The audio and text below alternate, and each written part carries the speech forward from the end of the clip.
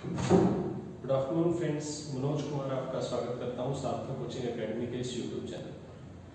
Friends, इन video के session में हम लोग टॉपिक पढ़ रहे हैं हमारा प्रॉफिट एंड लॉस।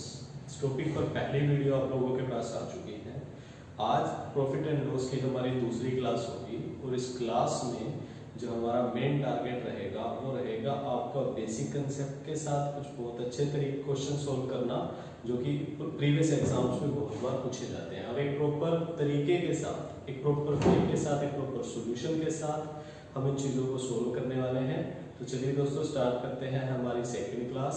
टॉपिक है हमारा profit and loss. Profit and loss. तो सबसे पहले जिन स्टूडेंट्स ने हमारी इस टॉपिक की पहली क्लास नहीं देखी है, पहली वीडियो देख ले। उस वीडियोस में हमने बेसिक कंसेप्ट कवर किया है, प्रॉफिट एंड लॉस का मीनिंग क्या है, प्रॉफिट एंड लॉस की कंडीशंस क्या है, प्रॉफिट और लॉस पर बेसिक सवाल कैसे पूछे जाते हैं, वो सारी चीजें हम लोग पहली वीडियो के अंदर डिस्कस कर चुके हैं।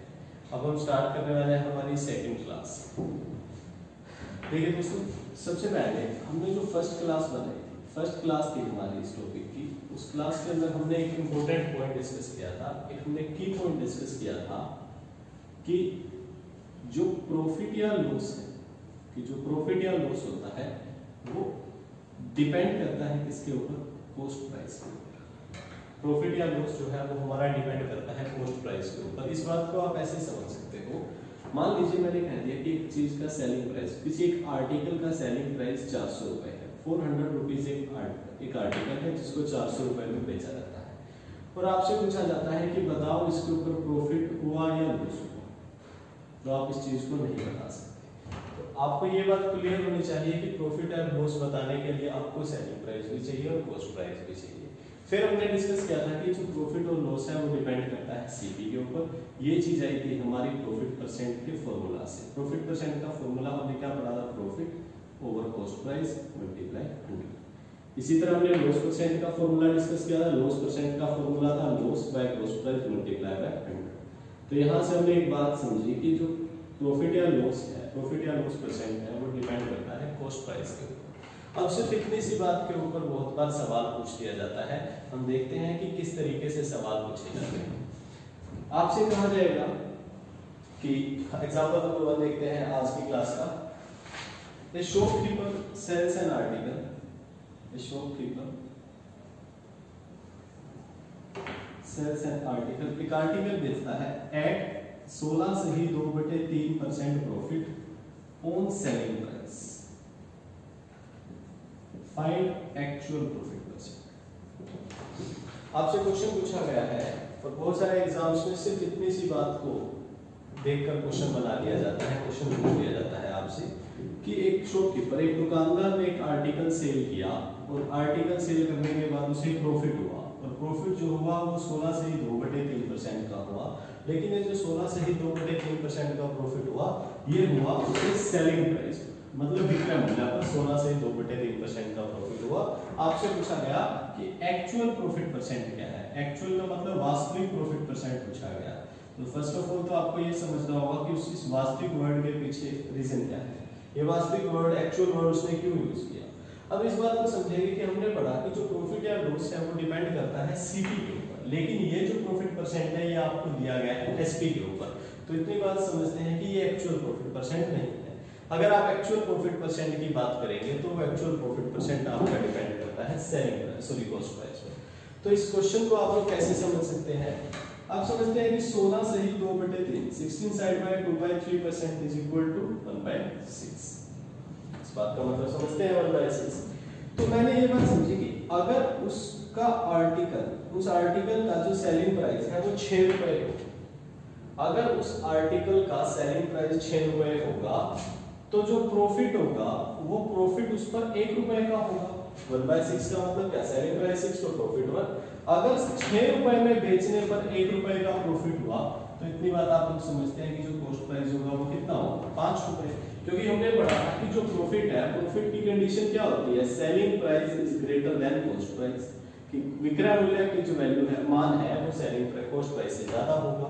तो मैंने देखा कि अगर 6 रुपए में सेल किया, 1 रुपए का प्रॉफिट हुआ, कॉस्ट प्राइस हुआ 5 रुपए। अब देखिए 5 रुपए की चीज खरीदी, 1 रुपए प्रॉफिट में बेच दिया, तो 1 रुपए का प्रॉफिट हुआ किस पर, कॉस्ट प्राइस पर, 5 पर, मल्टीप्लाई बाय 100, तो जो आंसर आएगा वो होगा 20%। और अब जो एक्चुअल प्रॉफिट परसेंट है, यही हमारा एक्चुअल प्रॉफिट परसेंट होगा। एक्चुअल प्रॉफिट परसेंट का मीनिंग है कि प्रॉफिट जो है वो कॉस्ट प्राइस पर डिपेंड करता है। तो ये था हमारा फर्स्ट क्वेश्चन इस क्लास का। इस पर भी बहुत सारे सवाल आपसे पूछे गए हैं। चलते हैं अपने नेक्स्ट एग्जांपल की तरफ। नेक्स्ट जो एग्जांपल है, नेक्स्ट एग्जांपल बेसिक चीज पर डिपेंड करता है। बात करेंगे हम अपने सेकंड एग्जांपल की। सेकंड एग्जांपल जो गिवन है कि selling price of 16 articles, so cost price of 16 articles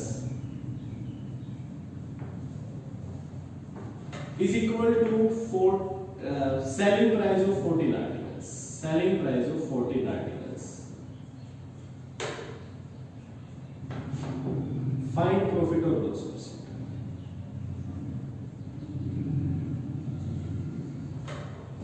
question बड़े तरीके से पूछा गया। उसने कहा कि 16 वस्तुओं का, 16 आर्टिकल्स का जो कॉस्ट प्राइस है वो 14 आर्टिकल्स के सेलिंग प्राइस के बराबर है। आपको बताना है प्रॉफिट परसेंट होगा या लॉस परसेंट होगा, प्रॉफिट होगा या लॉस होगा, अगर होगा तो कितना परसेंट होगा, आपको ये बताना है। सबसे पहले आप ये समझिएगा कि 16 आर्टिकल्स का कॉस्ट प्राइस हमें पता होना चाहिए। तो मैंने मान लिया कि अगर एक आर्टिकल का कॉस्ट प्राइस सीपी होगा, अगर एक आर्टिकल का कॉस्ट प्राइस मैंने सीपी ही मान लिया, आप कुछ भी मान सकते हैं, पी, मैंने कॉस्ट प्राइस सीपी ही मान लिया। अगर एक आर्टिकल का कॉस्ट प्राइस सीपी है तो बताइए 16 आर्टिकल का कॉस्ट प्राइस क्या होगा, 16 सीपी। अब इसी तरह मैंने मान लिया कि एक आर्टिकल का जो सेलिंग प्राइस है वो एसपी है, तो आप समझते हैं 14 आर्टिकल्स का एसपी क्या होगा, सेलिंग प्राइस क्या होगा, 14 एसपी होगा। अब देखिए उसने कहा कि 16 सीपी की जो वैल्यू है वो 14 एसपी के बराबर है। मैंने इस वैल्यू को इक्वल पुट कर दिया। अब अगर मैं यहां से रेशो बनाऊं तो रेशो बनाएंगे तो कितना, 2 7 जा 2 8 जा 2 7 जा। इसका मतलब 8 cost price is equal to 7 selling price.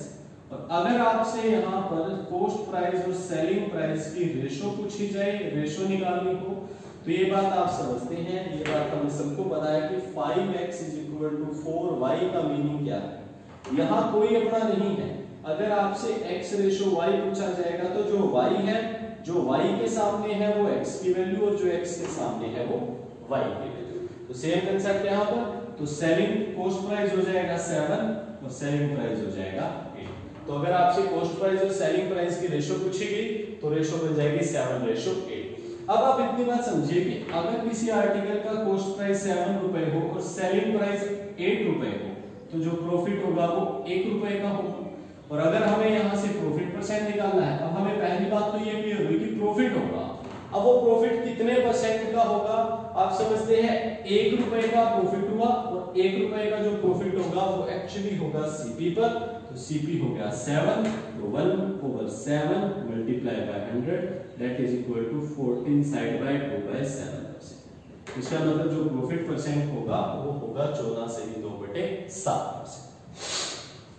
देखिए cost price of 16 articles is equal to selling price of 14 articles. हमने अज्यूम किया कि एक आर्टिकल का जो कॉस्ट प्राइस है वो सीपी है, और अगर एक आर्टिकल का जो सेलिंग प्राइस है वो एसपी है। एक आर्टिकल का कॉस्ट प्राइस सीपी, तो 16 आर्टिकल का होगा 16 सीपी। इसी तरह 14 आर्टिकल्स का एसपी होगा 14 एसपी। दोनों को इक्वल किया जैसा कि गिवन था एग्जाम के क्वेश्चन के अंदर। हमने यहां से कॉस्ट प्राइस और सेलिंग प्राइस की रेशो निकाल ली। रेशो आ गई हमारे पास 7:8। इट मींस कि अगर कॉस्ट प्राइस 7 हो और सेलिंग प्राइस 8 हो तो जो प्रॉफिट होगा वो 1 रुपए का होगा। तो इसी 1 का हमने प्रॉफिट परसेंट कन्वर्ट कर लिया, तो जो आंसर आ गया वो आ गया 14 साइड बाय 2/7%, जो कि हमारा एग्जैक्ट आंसर होगा इस क्वेश्चन के लिए। अब चलते हैं अपने नेक्स्ट कंसेप्ट की। अब नेक्स्ट कंसेप्ट जो है वो हमारा बिल्कुल बेसिक कंसेप्ट है, बहुत बढ़िया कंसेप्ट है, थोड़ा सा ध्यान दीजिएगा इस बात के ऊपर। जो नेक्स्ट पॉइंट है वो हमारा वो है एमआरपी या एमपी भी बोल सकते हैं इसे। अभी मतलब मार्क प्राइस, मार्क प्राइस, इसे हम लोग अंकित मूल्य भी बोलते हैं।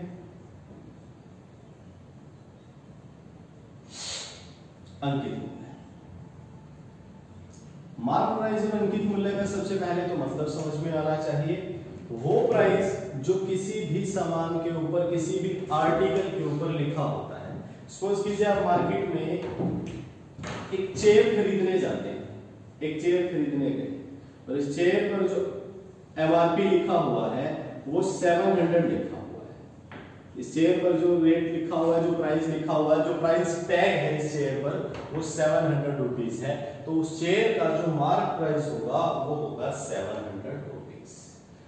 अब जब आप उस चेयर को खरीदेंगे या जब दुकानदार, जब शॉपकीपर उस सामान को, उस चेयर को सेल करेगा तो वो उसे सेल करेगा 600 रुपीज में। सपोज कीजिए उसने 600 रुपीज में सेल कर दिया, ठीक है। अब 700 उसका मार्क प्राइस है और 600 में वो सेल कर रहा है। अब एक्चुअल में उसने क्या किया, उसने कुछ रुपए कम किए। कितने रुपए कम किए? 100 रुपए। और यही 100 रुपए क्या बन जाएगा अब आपका? डिस्काउंट बन जाएगा। डिस्काउंट का मतलब छूट, बट्टा भी बोला जा सकता है इसे। तो अब अगर आपसे सिंपल सा क्वेश्चन पूछा जाए कि डिस्काउंट या बट्टा किसके ऊपर दिया जाता है, अब ये जो आपने 100 रुपए कम दिए, ये आपने 100 रुपए 700 रुपए पर कम दिए हैं। तो यहां से इस टॉपिक का की पॉइंट नंबर 2, दूसरा की पॉइंट निकल के आता है, जो कि है कि डिस्काउंट जो है वो दिया जाता है किस पर? MRP। इसका मतलब discount depends on MRP। Discount MRP पर दिया जाता है। और अगर आपसे डिस्काउंट का मीनिंग पूछा जाए तो डिस्काउंट का मीनिंग सिंपल इतना है कि आपको कुछ रुपए कम देने होंगे। जितना परसेंट वो आपको डिस्काउंट देगा, आपको उतने परसेंट ही कम देने होंगे। इस बात को समझ सकते हैं। मान के चलिए किसी चेयर का मार्क प्राइस 100 रुपए है, किसी चेयर का मार्क प्राइस 100 रुपए है और वो आपको 10% डिस्काउंट दे, 10% डिस्काउंट दे, और आपसे पूछा जाएगा कि सेलिंग प्राइस क्या होगा, क्योंकि शॉपकीपर मार्क प्राइस पर डिस्काउंट देने के बाद उस सामान को सेल करेगा। तो इस टॉपिक का तीसरा की पॉइंट भी यहीं से निकल कर आएगा कि किसी सामान पर, किसी मार्क प्राइस पर अगर आपको डिस्काउंट दिया जाता है तो जो वैल्यू निकल के आती है वो निकल के आती है सेलिंग प्राइस। इसका मतलब सेलिंग प्राइस निकालने का एक और तरीका भी हो सकता है। अगर आपको मार्क प्राइस पता हो और आपको डिस्काउंट परसेंट पता हो तो वहां से भी आप सेलिंग प्राइस निकाल सकते हैं। तो ये इस एग्जांपल की बात करेंगे। देखिए ये बात क्लियर होनी चाहिए। मान के चलिए कि एक आर्टिकल है, कोई भी एक आर्टिकल है, आप मार्केट में गए, आपने इस आर्टिकल को देखा। इस आर्टिकल का जो मार्क प्राइस था वो था 100 रुपीज, मतलब 100 रुपए का एक सामान था। ये 100 रुपए वो है जो उसके ऊपर एक्चुअल में लिखे हुए हैं, जो उसका अंकित मूल्य है। जब आपने उस शॉपकीपर से इस आर्टिकल के बारे में पूछा तो उसने आपको एक बात कही कि जब आप इस आर्टिकल को सेल करेंगे, खरीदेंगे, जब आप इस आर्टिकल को खरीदेंगे, परचेज करेंगे, तो आपको जो डिस्काउंट दिया जाएगा वो 20% का दिया जाएगा, 20% का दिया जाएगा। तो अब आप एक बात समझिए कि कोई भी चीज अपने आप में कितनी है? 100%। कोई भी चीज अपने आप में 100% है। अगर ये वैल्यू 100% हो और उस पर आपको डिस्काउंट दिया गया 20%, इसका मतलब जो सेलिंग प्राइस होगा, जो सेलिंग प्राइस होगा वो क्या होगा? मार्क प्राइस का, देखो 20% आपको ऑफ मिल गया तो मतलब आपको पे कितना करना पड़ेगा? 80%। तो मार्क प्राइस का 80% वैल्यू आपका क्या बन जाएगा?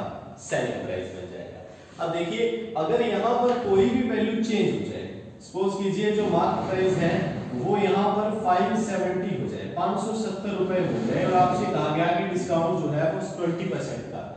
अब आपसे पूछा गया कि सेलिंग प्राइस क्या होगा, तब अब एक्चुअल में आपको क्या करना है कि 570, देखिए हमने एक फॉर्मूला लिखा कि सेलिंग प्राइस किसके इक्वल होता है? मार्क प्राइस का कितने परसेंट ऑफ किया? 20%। 20% ऑफ करने के बाद क्या बचा? 80%। 80% का मीनिंग क्या हो गया? 80/100। तो यहां से आप बता सकते हैं कि उस आर्टिकल को कितने रुपए में सेल किया गया होगा, 8 7 6 5 40 45, तो मतलब उस आर्टिकल को 456 रुपए में सेल किया गया होगा। 6 5 ठीक है, तो 4 5 6 456 रुपए में उस आर्टिकल को सेल किया गया होगा। तो सबसे पहला बेसिक एग्जांपल तो यही बनेगा। उसके बाद हम बात करेंगे नेक्स्ट, यहां से एक बहुत इंपॉर्टेंट रिलेशन निकल के सामने आने वाला है। सबसे पहले एक छोटा सा सवाल देख लेते हैं कि एसएससी कितना सा सवाल इस बात के ऊपर पूछ लेती है। आप समझिए, क्वेश्चन आपके पास आएगा कि किसी एक आर्टिकल को सेलिंग प्राइस अगर 556 रुपए हो जाए, इसका मतलब अगर उस आर्टिकल को 456 रुपए में बेचा जाए और फिर आपसे कहा जाए कि इस आर्टिकल को जब बेचा गया था तो जो डिस्काउंट दिया गया था आपको वो 20% का दिया था। क्वेश्चन आएगा आपके पास कि 20% का डिस्काउंट देने के बाद किसी आर्टिकल को 456 रुपए में 456 रुपए में सेल किया जाता है, तो आपसे पूछा जाएगा कि उस आर्टिकल का एमआरपी क्या होगा, कि वो कितने एमआरपी वाली चीज थी जिसके ऊपर 20% देने के बाद आपको 456 रुपीस सेल देने पड़े। अब आप एक बात समझेंगे कि कोई भी चीज अपने आप में 100% है, तो मैंने अज्यूम किया कि अगर mark price 100% MP mark price 100% हो, अब 100% था, आपको 20% ऑफ मिला, इसका मतलब आपने कितना पे किया, 80%, इसका मतलब मुझे 80% पे करना पड़ा। और जो 80% की वैल्यू है वो किसके बराबर हो गई, 456 के बराबर हो गई। 80% की वैल्यू अब 456 के बराबर है, क्योंकि आपने जब 20% आपको ऑफ मिला तो क्या आया, सेलिंग प्राइस ही आया, और सेलिंग प्राइस कितना है, 456। यहां से आप इसे कैलकुलेट करेंगे, 8 से डिवाइड कर देंगे, 8 5 जा 8 7, तो इसका मतलब 10% इज इक्वल टू 57। आपसे पूछा गया मार्क प्राइस की वैल्यू है 100%, तो इसे 100 बनाने के लिए एक जीरो लगा दीजिए, इधर भी एक जीरो लग जाएगा। इसका मतलब 100% of that article is equal to 570। इसका मतलब वो आर्टिकल 570 रुपए का था, जो आपको कितने में मिला, 456 रुपए में। इसका मतलब आपको काफी सारे पैसे कम देने पड़े, बहुत सारे डिस्काउंट मिला आपको। चलते हैं नेक्स्ट एग्जांपल की तरफ। अब यहां से एक रिलेशन डिस्कस करेंगे। रिलेशन बहुत इंपॉर्टेंट है, बहुत ध्यान से इस बात को समझिएगा। अभी हमने एक बात पढ़ी, अभी हमने एक कंसेप्ट पढ़ा कि जो सेलिंग प्राइस है वो एक्चुअल में क्या है, मार्क प्राइस पर डिस्काउंट। जो सेलिंग प्राइस है वो एक्चुअल में क्या है, मार्क प्राइस पर डिस्काउंट। डिस्काउंट परसेंट जो भी होगा उसे हम लोग क्या करेंगे, 100 माइनस करेंगे। तो यहां लिख दिया गया 100% माइनस डिस्काउंट परसेंट। इस बात को समझे। अभी हमने लास्ट लिखा था कि जो सेलिंग प्राइस है वो क्या है, एमआरपी का 80% लिखा था, लेकिन क्वेश्चन के अंदर जो डिस्काउंट था वो कितना था, 20% का। तो ये 80 कैसे आया था, 100% माइनस 20% इज इक्वल टू 80%। अब इसी बात को हमने इस फॉर्म में लिख दिया। अब एक बात ध्यान रखिएगा आप सभी, यहाँ पर एक छोटी सी मिस्टेक हो जाती है। अगर आप यहां से परसेंटेज हटाना चाहें, हटा सकते हैं, डिवाइड बाय 100। अगर आप यहां से भी परसेंटेज हटाना चाहें तो हटा सकते हैं। तो इस बात को हम इस तरीके से भी लिख सकते हैं, सेलिंग प्राइस की जो वैल्यू है वो कितनी है, mark price into 100 minus discount over 100। तो जो सेलिंग प्राइस की वैल्यू होगी वो ये भी हो सकती है, mark price multiply 100 minus discount bye 100। अब चलते हैं अपने नेक्स्ट एग्जांपल की तरफ, नेक्स्ट पॉइंट की तरफ। ये फॉर्मूला आप लोगों को ध्यान रखना है। अब एक बात और समझो, जहां से हमें उस इंपॉर्टेंट फॉर्मूले की जरूरत पड़ेगी, जहां से हम उस इंपॉर्टेंट एग्जांपल को समझ पाएंगे, इंपॉर्टेंट फॉर्मूला डिराइव कर पाएंगे। अब देखिए, इस टॉपिक के अंदर आपने एक बात नोट करी कि आपके पास एक था कॉस्ट प्राइस, एक था सेलिंग प्राइस और एक था मार्क प्राइस। एक सेलिंग प्राइस है, एक कॉस्ट प्राइस है और एक मार्क प्राइस। अगर आपके पास कॉस्ट प्राइस है और कॉस्ट प्राइस के ऊपर आपको प्रॉफिट मिल जाए तो कितना बनेगा, सेलिंग प्राइस बनेगा। और यही अगर आपको एमपी पर मार्क प्राइस पर डिस्काउंट दे दिया जाए, इसका मतलब क्या है कि प्रॉफिट परसेंट किस पर मिल जाए, कॉस्ट प्राइस पर। यहां पर लॉस परसेंट भी हो सकता है, क्योंकि सेलिंग प्राइस हमारे पास दो तरीके से आ सकता है।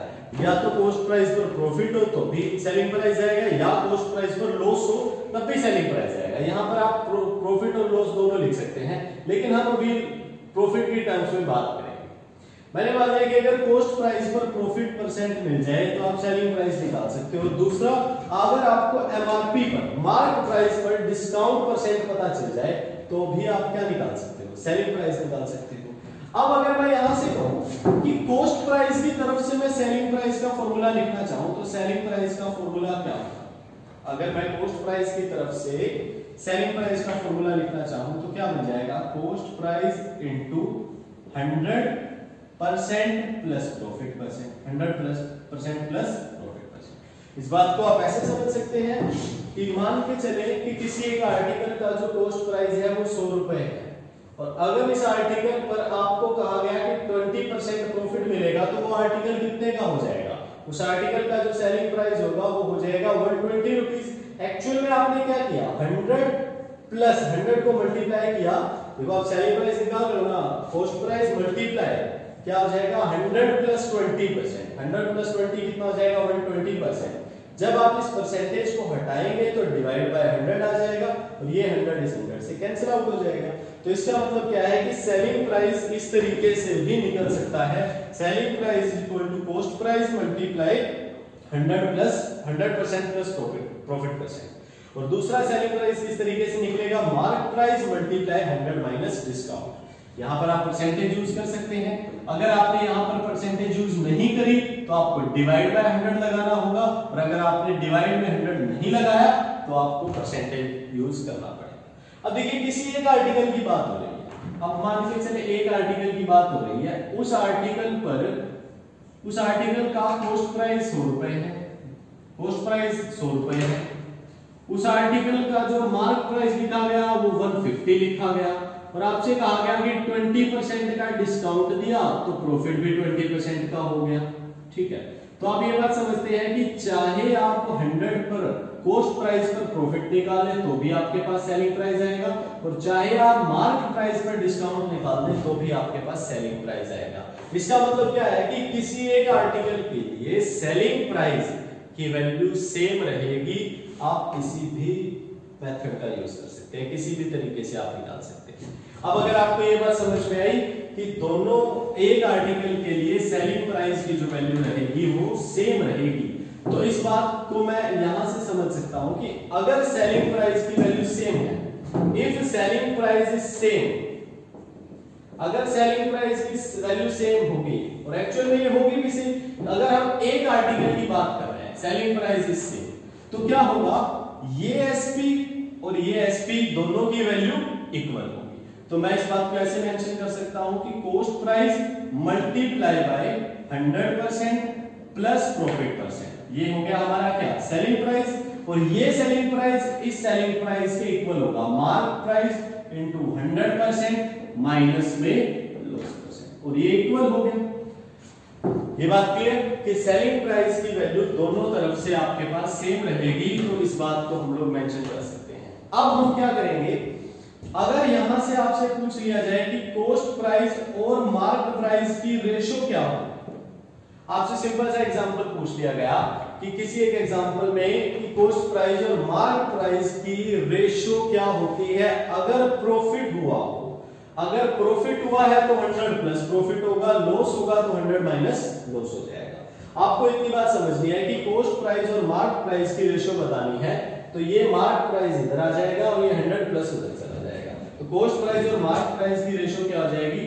100% माइनस में loss percent divide by 100% plus profit percent. ये होगी हमारी कॉस्ट प्राइस और मार्क प्राइस की रेशो, और ये बहुत इंपॉर्टेंट फॉर्मूला है। इस फॉर्मूले का यूज हम बहुत सारे एग्जांपल्स में कर सकते हैं, और अगर आपको ये बात समझ में आती है तो mark price, selling price, cost price, इनके एग्जांपल्स को आप बहुत बढ़िया तरीके से डील कर सकते हो। तो कॉस्ट प्राइस और मार्क प्राइस की जो रेशो होगी वो होगी 100% माइनस में loss percent, 100% plus profit percent. करते हैं एग्जांपल की तरफ, नेक्स्ट एग्जांपल की तरफ मूव करते हैं। अब जो एग्जांपल रहेगा बहुत बढ़िया एग्जांपल है, बहुत बढ़िया अच्छे लेवल का एग्जाम्पल है। इस तरीके से भी आपसे एग्जाम्स में क्वेश्चन पूछे जा सकते हैं। एग्जाम्पल है आपके पास cost price of 12 articles is equal to selling price of 9 articles and discount on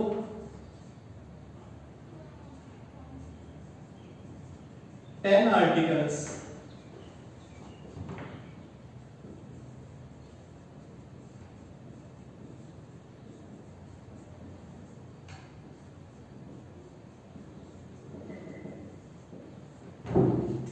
example है cost price of 12 articles is equal to selling price of 9 articles and second condition आपको given है discount 10 articles पर किसके equal होगा 5 articles के profit के बराबर। 5 articles पर प्रॉफिट के इक्वल हमें बताना है डिस्काउंट परसेंट क्या होगा। अब इस क्वेश्चन को आप दो तरीके से समझ सकते हैं। फर्स्ट ऑफ ऑल हमने जनरल मेथड आपको समझाया, जनरल मेथड आपको एक्सप्लेन किया इस टाइप का कोस्ट प्राइस ऑफ 12 आर्टिकल। तो यहां से मैंने मान लिया कि अगर एक आर्टिकल का कोस्ट प्राइस सीपी है तो 12 आर्टिकल्स का कोस्ट प्राइस क्या होगा 12 सीपी। इसी तरह हमने मान लिया कि अगर एक आर्टिकल का सेलिंग प्राइस एसपी होगा तो 9 आर्टिकल्स का सेलिंग प्राइस क्या होगा 9 एसपी, और ये दोनों इक्वल है। यहां से हम इसे सोल्व करेंगे 4 3। आप यहां से कोस्ट प्राइस और सेलिंग प्राइस की रेशो निकाल सकते हैं जो कि आएगी 3:4। इस बात का मतलब है कि अगर कोस्ट प्राइस 3 है सेलिंग प्राइस 4 है तो प्रॉफिट कितना होगा 1 रुपए का। तो जो प्रॉफिट आया वो 1 रुपए का। और अगर आपसे पूछा जाए कि प्रॉफिट परसेंट क्या होगा तो प्रॉफिट परसेंट होगा 33.33 एंड सो 33.33%। ठीक है, 1 रुपए का प्रॉफिट होगा। प्रॉफिट किस पर होगा कोस्ट प्राइस पर। हमारा स्लोपिंग का पहला की पॉइंट क्या था प्रॉफिट और लॉस जो है वो डिपेंड करते हैं कोस्ट प्राइस पर। इट मींस जो प्रॉफिट परसेंट है वो 33.33% है। सेकंड पॉइंट की तरफ चलते हैं। उसे अगर discount on 10 articles is equal to profit on 5 articles. तो मैंने मान लिया कि अगर एक आर्टिकल पर जो डिस्काउंट है वो D रुपए का हो, एक आर्टिकल पर जो डिस्काउंट है वो D रुपए का है तो 10 आर्टिकल्स पर कितने का होगा 10D का। एक आर्टिकल पर अगर डिस्काउंट D रुपए होगा तो 10 आर्टिकल्स पर होगा 10D। इसी तरह अगर एक आर्टिकल पर प्रॉफिट P रुपए का होगा तो जो प्रॉफिट होगा वो कितने का होगा 5 आर्टिकल्स पर 5P का। यहां से हम इन्हें इक्वल पुट करेंगे। यहां से अगर हम D और P डिस्काउंट P प्रॉफिट, अगर हम डिस्काउंट और प्रॉफिट की रेशो बनाएंगे तो कितना बन जाएगा 1:2। अगर हम डिस्काउंट और प्रॉफिट की रेशो बनाएंगे तो बन जाएगी 1:2। अब इस बात को आप समझ सकते हैं कि अगर डिस्काउंट 1 रुपए का है, अगर डिस्काउंट 1 रुपए का है तो प्रॉफिट कितने रुपए का 2 रुपए का होगा। डिस्काउंट 1 रुपए का होगा प्रॉफिट 2 रुपए का होगा। अब हम चलते हैं, अगर कॉस्ट प्राइस की वैल्यू थी 3, सेलिंग प्राइस की वैल्यू थी 4, तो जो प्रॉफिट आया था वो कितना आया था 1 आया था। प्रॉफिट आया था 1। और अगर एमआरपी की वैल्यू निकाली जाए तो अभी हमने मेंशन किया कि अगर प्रॉफिट 2 रुपए का है तो डिस्काउंट उसका आधा है। अगर प्रॉफिट 2 रुपए का है डिस्काउंट उसका आधा है। अगर प्रॉफिट 1 रुपए का होगा तो डिस्काउंट उसका आधा हो जाएगा, मतलब कितना हो जाएगा 0.5 हो जाएगा। इसका मतलब जो मार्क प्राइस होगा वो कितना होगा 4.5 रुपए। आप इस चीज को तरीके से बदल भी सकते हैं। किस तरीके से चेंज किया जाएगा देखिए, इसे चेंज करने के लिए आप समझ सकते हैं कि कॉस्ट प्राइस 3, सेलिंग प्राइस की वैल्यू 4, जो प्रॉफिट हुआ वो 1 रुपए का हुआ। आप निकाल रहे हैं एमआरपी। मुझे पता चला कि अगर प्रॉफिट 2 का है तो डिस्काउंट 1 का है, क्यों ना मैं इस प्रॉफिट को 2 रुपए बनाऊं। अगर मैं इस प्रॉफिट को 2 रुपए बनाऊंगा तो जो कॉस्ट प्राइस होगा वो हो जाएगा आपका 6 रुपए। और जो सेलिंग प्राइस होगा वो होगा 8 रुपए। फिर जो डिस्काउंट देना होगा वो होगा 1 रुपए का। 8 रुपए में कोई आर्टिकल बेचा गया, मतलब किसी चीज को 8 रुपए में बेचने पर डिस्काउंट दिया था 1 रुपए का, इसका मतलब जो एमआरपी होगा वो कितना होगा, 9 रुपए होगा। फिर आपसे पूछा गया कि डिस्काउंट परसेंट क्या है। अब देखिए 1 रुपए का डिस्काउंट दिया गया और सेकंड की पॉइंट आपको ये बताता है कि जो एमआरपी जो डिस्काउंट है वो किस पर दिया जाएगा, एमआरपी पर। एमआरपी है 9, मतलब 1 रुपए का डिस्काउंट होगा 9 रुपए पर, परसेंटेज के लिए मल्टीप्लाई करेंगे 100, तो जो आंसर आ जाएगा वो आ जाएगा 11.11%। तो जो डिस्काउंट परसेंट होगा वो होगा 11.11%, जो कि आपसे पूछा गया था। हमसे पूछा गया था डिस्काउंट परसेंट की वैल्यू, डिस्काउंट परसेंट की जो वैल्यू है वो है 11.11% या 11 सही 1/9।